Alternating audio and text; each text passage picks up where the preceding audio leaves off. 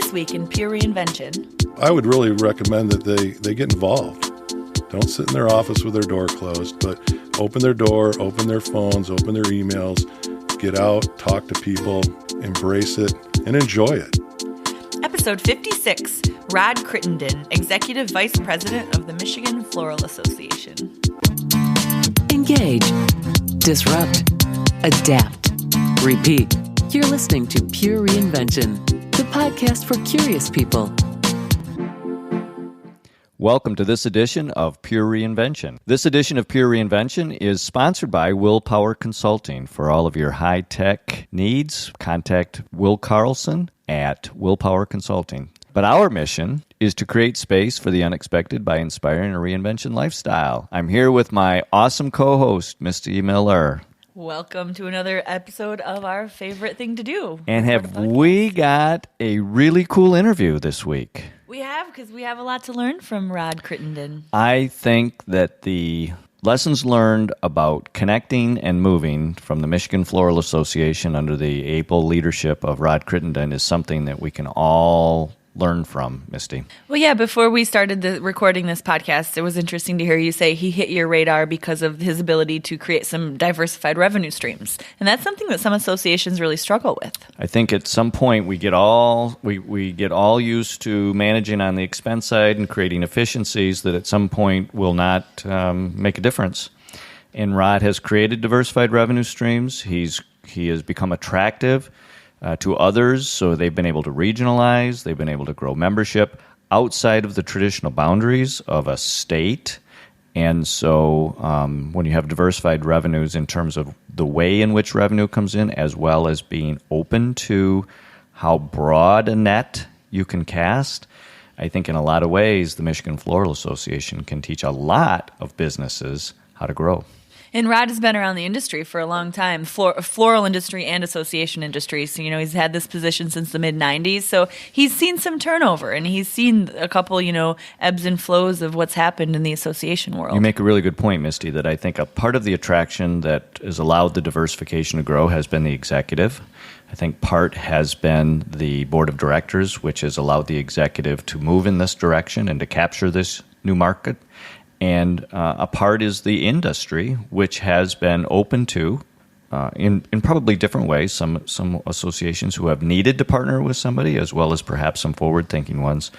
But the Michigan Floral Association has been open to those things, and I think that's a real key. All right, well, let's listen in, and we'll see you on the other side.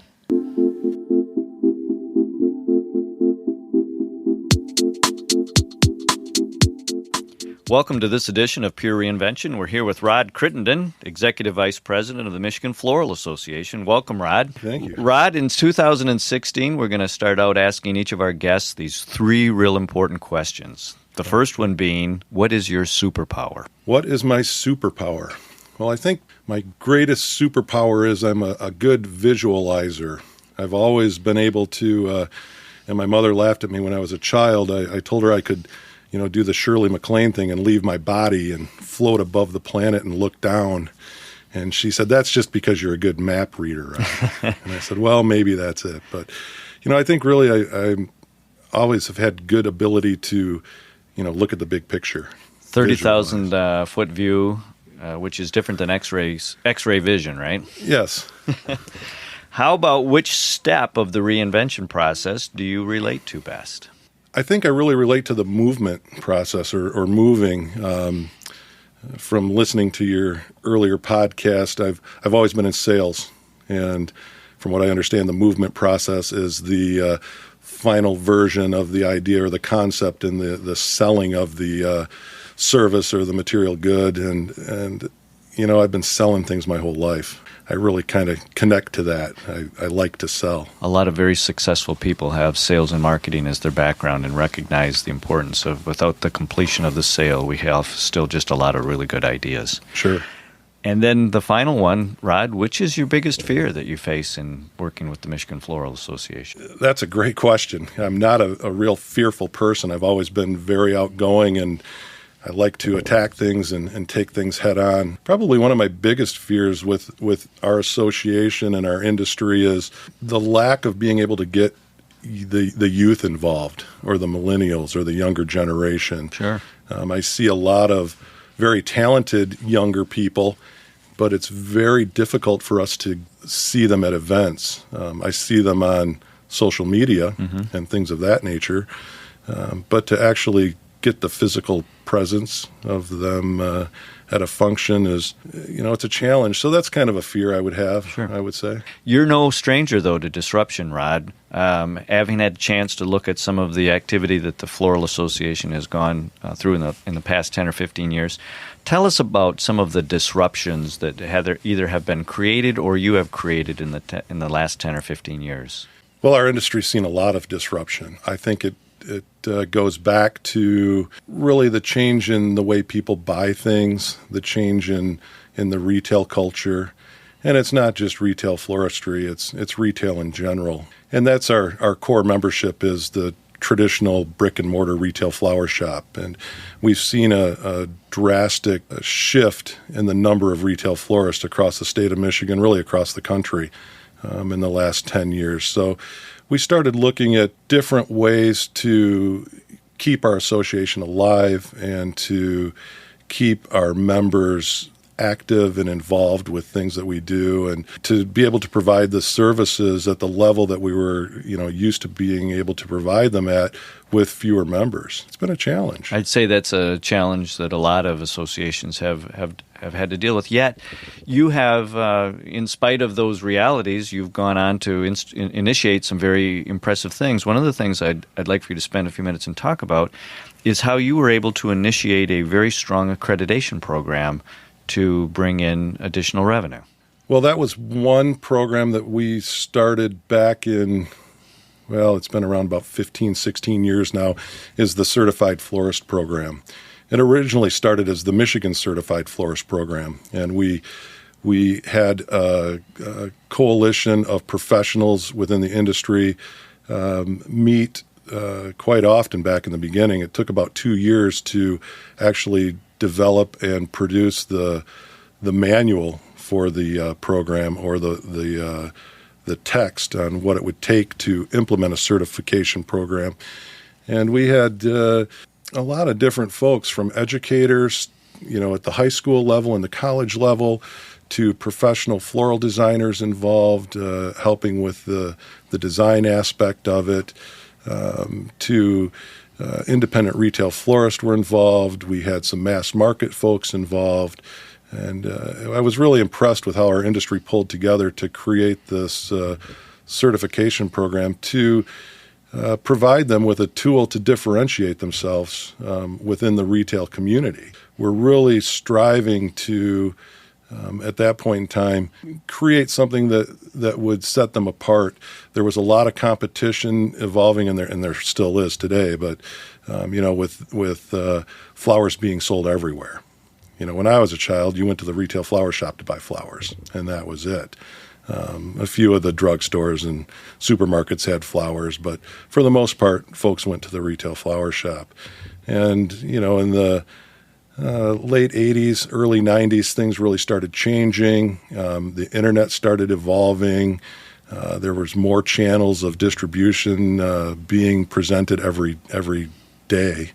And the Certified Florist Program really gave us the opportunity to offer our membership a way to brand themselves as a professional. How significant is the certification program to your revenue stream here at the Michigan Floral Association? Well, it's significant. I mean, it wouldn't support this association on its own, but it's been a nice offshoot to our revenue stream. We're kind of unique in the sense that the Michigan Floral Association is both a trade association and a professional organization.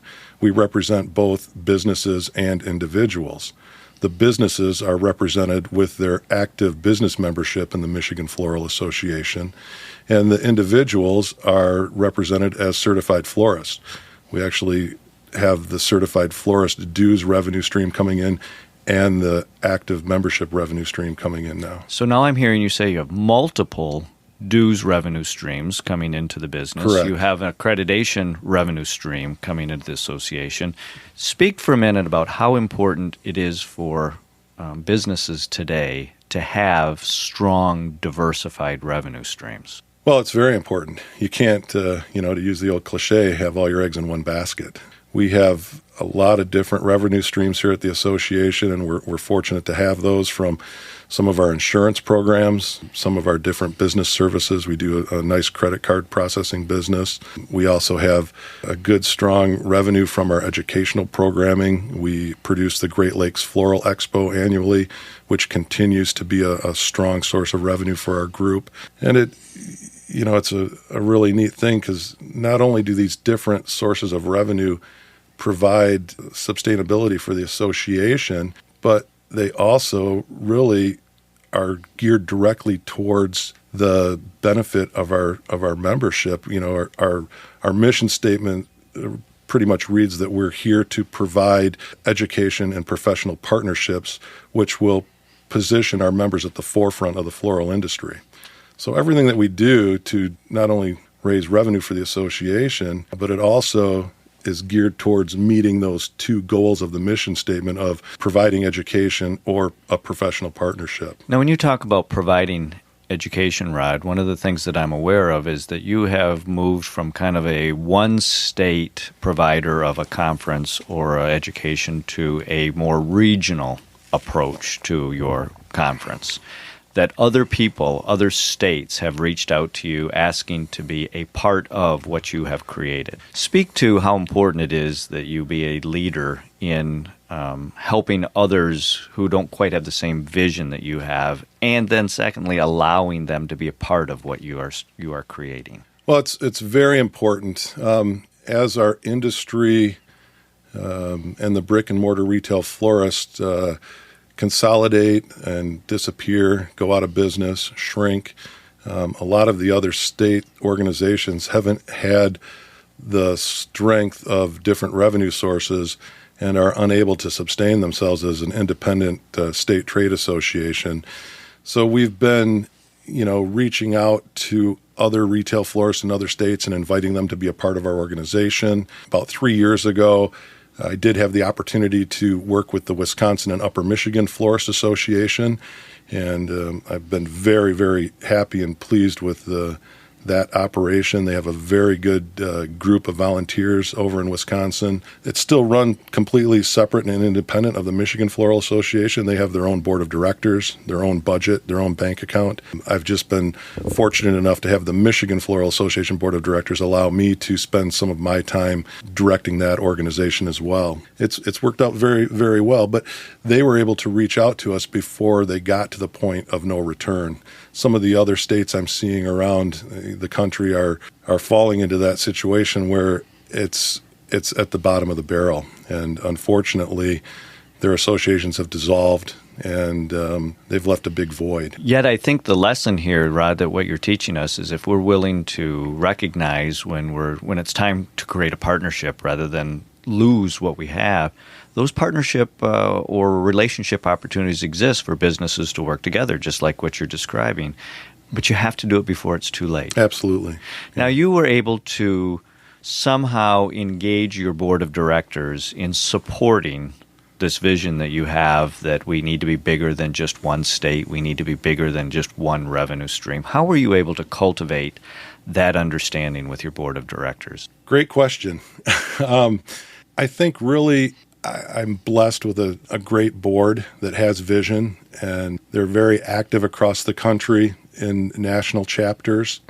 They see what's going on in other areas of the country, and they really appreciate what we have here in our state. And the flower business it's a big business, but it's really small business. And a lot of the relationships transfer from state to state, and it's second, third, fourth generation family businesses that have all grown up together. And our board, I guess, is progressive in the sense that they don't want to see these other states, progress to the point or degress to the point of where they're have nothing left. And a lot of them were brought up in the association environment.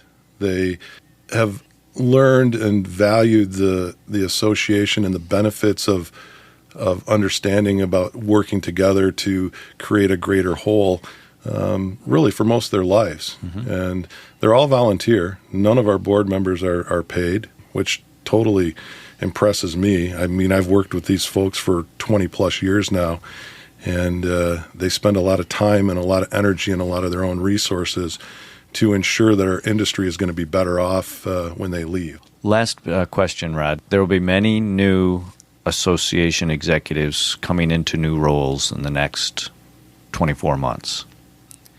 What one bit of advice would you give a new association executive coming in that will be most helpful to them in leading strategically the growth of their association? I think I would tell them to keep their eyes and their ears open and to listen and to not be afraid to get involved with other association groups. When I first started in this business, I had no association experience whatsoever from the standpoint of managing an association. I'd always been involved in the association, but I'd never run it. And one of the first things I did was join the Michigan Society of Association Executives. MSAE was a great part and instrumental in my early understanding of how to run an association and what made associations successful. And some of the relationships that I've built from that organization have allowed me to really understand and build my network of contacts so that if I had a question, I could pick up the phone and call someone. So I would really recommend that they get involved. Don't sit in their office with their door closed, but open their door, open their phones, open their emails, get out, talk to people, embrace it, and enjoy it. Connect to the rest of the world. Connect. Exactly. This has been Rod Crittenden, Michigan Floral Association. Thank you, Rod. Thank you, Mike. It's my pleasure.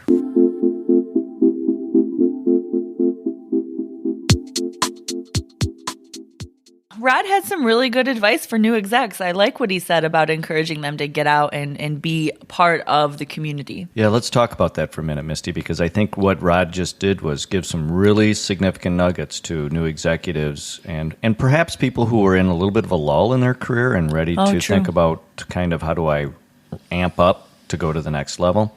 And one of the things that we've had a chance to observe is new and executives who've been in their positions for a long time tend to stay in the office a lot.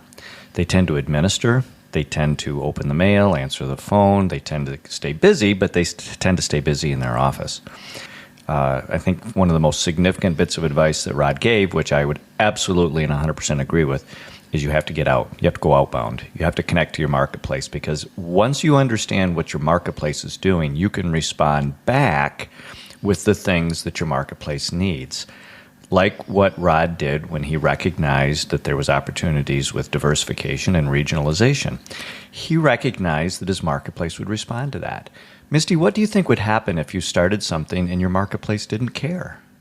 Well, it wouldn't go very far now, would it? No. And so how many times do we see bright ideas that are either not connected to the marketplace or just don't have any framework at all of connecting with the marketplace, whereas the only way to really get that intimate knowledge, and it isn't even really through surveys, and it's really not through focus groups, but it's going one-on-one, immersing yourself into the marketplace. And I think that's been something that Rod has done extremely well. And Rod's doing that regionally with other florist associations. And I thought that was really cool because I think sometimes associations get so stuck in what they're doing and we offer this, we do that it's almost scary to invite other people in to collaborate. Well, Rod threw that door wide open.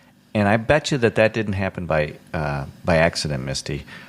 I believe that for years and years and years, Rod made himself available in the marketplace, available to learn, available to listen. He started connecting before there's even reasons to connect, so that when there became a time for a connection to take place, they thought about Rod, but they had been building that relationship with Rod for years and years and years, or I should say the Michigan Floral Association. And he's a self-proclaimed mover, so there he is doing exactly what he said he's good at. But what happens is people don't think about connecting or moving until they have a reason. And I believe that one of the real strong lessons that Rod taught us at the Michigan Floral Association is you have to do that work there's a reason. So when there is a reason, you're the one they think about. That's good advice, staying in front of somebody. So when it's time, it might not be time right away, but when it is time, you're top of mind. Think about this, Misty. How many times that you've been aware of where there could have been a wonderful relationship happen between two people, but the timing wasn't right. And so timing is critically important, but you don't wait to start making that impression when the timing is right. You do that on an ongoing basis all along, understanding that at some point the timing will be right for someone else. I love it. That's good advice for executives young and old. It's a very difficult one for executives who are new to really understand, and it's very difficult for executives who are staying in their office too much to understand. But you have to build that network. You have to build that awareness. You have to build those relationships way in advance, so when the timing is right, people will want to connect. So what do you guys think out there? I would like to hear from our listeners on how they connect in the real world and what they're doing to stay top of mind to those people that might call on them when it's time to move something forward or connect a new idea. So, Misty, if people have ideas, how should they get back to you? Well, we're social media. We're on Facebook and Twitter at Pure Reinvention, and you can email us just hello@purereinvention.com. I would also like to make sure that people realize when they go to our new website, www.purereinvention.com, that we've had tremendous response from the new look, and that new look was a masterpiece of both Misty Miller and Will Carlson. So thank you both. Oh, thanks, Mike. It was fun, and we learned a lot in the process, and are excited to have that fresh, clean look. And we do encourage you guys to check it out and drop us a note and tell us what you like, what you don't like, and we can talk about it. Yeah, I think go to the website and do the exploration, right? Look around and see what's there. I think you'll be really pleased. Remember, if you're ready for a change, make it a change that lasts. Make it Pure Reinvention.